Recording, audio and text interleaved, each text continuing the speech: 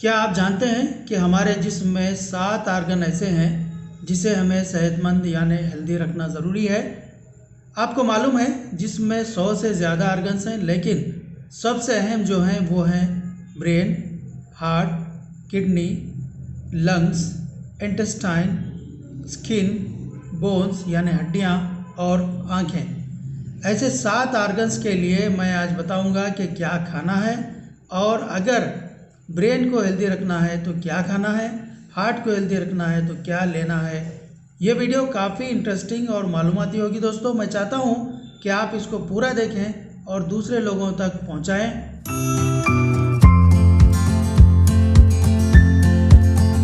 तो दोस्तों, ब्रेन के लिए हमें क्या खाना चाहिए?